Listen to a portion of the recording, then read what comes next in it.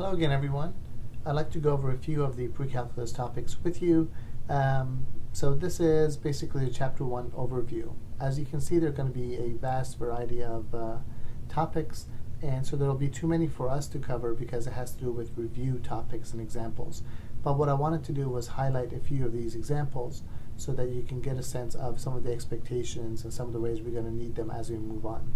So notice that in the pre-calculus chapter, we're going to talk about everything from real numbers to functions to graphs, and then the different types of linear and quadratic functions that we have, moving forward to other types of functions, and then on to trig, exponentials, and log functions, and beyond. One of the first things that I would like for us to talk about is basically this relationship that exists between equations and inequalities. So for instance, you might be used to just solving a standard linear equation like 5x minus 12 equals 0, and then coming up with an answer of x equals 12/5. Well, as important as that numerical answer is, I want you to think about the fact that this is linear, meaning that the power that you have is strictly a power 1. So if what we see is a power 1, then I want you to think that we're going to end up with strictly one solution. Whereas if you have x squared minus 7x plus 12 equals 0, because this is quadratic and you have a power of 2, so in this part, what we can think about is that after factoring, we can get x minus 4 times x minus 3 equals 0, and therefore we're going to get two different answers, one from the x minus 4 factor, being 4, and then the second one from the x minus 3 factor, which yields x equals 3. Later on, I'm going to show you how it is you can also determine that based on the graph. One of the programs that I use a lot of times is called GeoGebra. Now,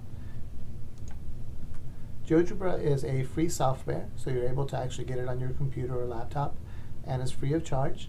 And it's geo for geometry and then gebra like algebra, so geogebra.org. So I'll show you repeatedly how I utilize this during class and also in helping us think about some of these problems as we go through. But one of the things that we can do with GeoGebra is that it provides us a basic graphing utility like your graphing calculator would or any other software that you might be accustomed to.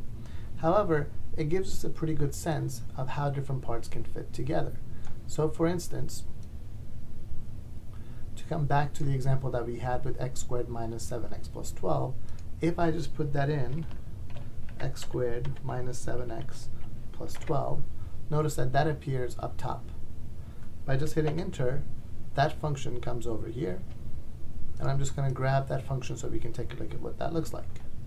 Well, x squared minus 7x plus 12, we see that it crosses the x-axis at 2 points, namely x equals 3 and x equals 4. So those are precisely the 2 points that we were getting before as well.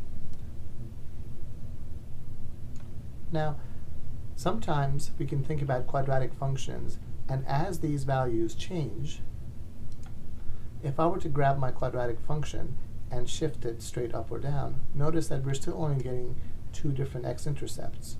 So that quadratic function, which is shifted now to look like this, x minus 0.1 squared, so forth and so on, then it still only has the two solutions. However, if we grab this and now have it look something like so, notice that it strictly crosses the x-axis at that one point. So we expect that to have strictly one point of intersection.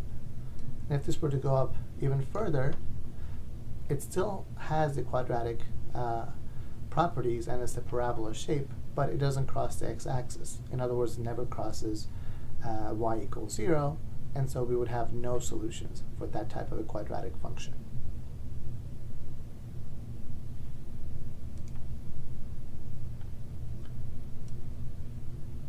Now let's take a look at some inequalities. You might be used to something like x minus 12 in absolute values is less than 8. Well, in this case, what I would like for you to think about is that traditionally we take x minus 12 and we put it between negative 8 and 8, and just go through and solve for x to get x to be between 4 and 20. And we can do that, but what I would like for you to keep in mind is that the absolute value of x minus 12, because we have this absolute value, it basically means that we're going to be within a distance of 8 units. So as you go through and you play around with some of the practical examples and practice examples that you have, in web work, they'll ask you to solve something like this, this kind of an inequality, and they'll ask you to make a list of the possible solutions. So thinking of it as a distance of 8 units should help you to figure out the kind of values that are possible. And then if you find that x has to be between 4 and 20, then we can write the solution using interval notation. Parentheses, because it doesn't include the endpoints 4 or 20, but any other values in between 4 and 20 would be fine.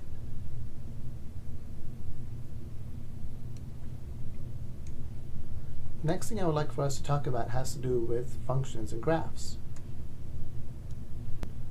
And if I were to put in x squared minus 4, I want you to anticipate what that should look like before you actually hit enter and start to look at the graph. X squared minus 4 is a quadratic function, so we expect it to have that parabola shape. And the leading coefficient is a positive 1. So because of this positive 1 here, we expect it to be a parabola that opens upwards. Well, in fact, it does exactly as we expect. It is a parabola that opens upwards, and we have to think about a few other aspects of this function. So for instance, it crosses at x equals negative 2 and at x equals 2. We also have a y-intercept at 0, negative 4.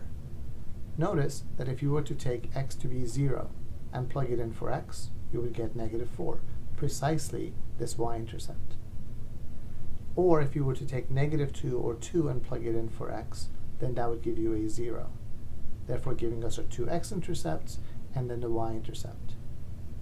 Knowing these two should help us at least have a sense of what the graph looks like and where it crosses. And then notice that the y-axis here acts as a line of symmetry.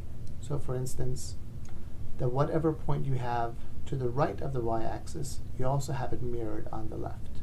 I'll talk about this more in class, the idea of symmetry and quadratic functions. So we talked about the idea of the possible x values, but now let's also address the notion of a domain and range. So domain refers to all the possible x values you can have, all these input values, and we can put in any other x value that we wish. So the domain for this problem has to be all reals. So the domain for f of x equals x squared minus 4 would be just negative infinity to infinity. Now as far as the range is concerned, we can go ahead and take a look at the graph. Notice that the smallest y value that we have is negative 4, and it extends upwards. So for my range, I can have everything from negative 4, because it includes it, I'm going to use brackets, all the way upwards to infinity. And that would be my range. We talked about the zeros of the graph, in other words, negative 2 and 2. We also talked about the sketch and the curve behavior and the way that it opens upwards. And we briefly talked about the idea of symmetry. So as we get going, I'd like for you to be able to take a look at a function, think of its domain and range, the zeros associated with it, as well as the sketch and any symmetry that might be involved there.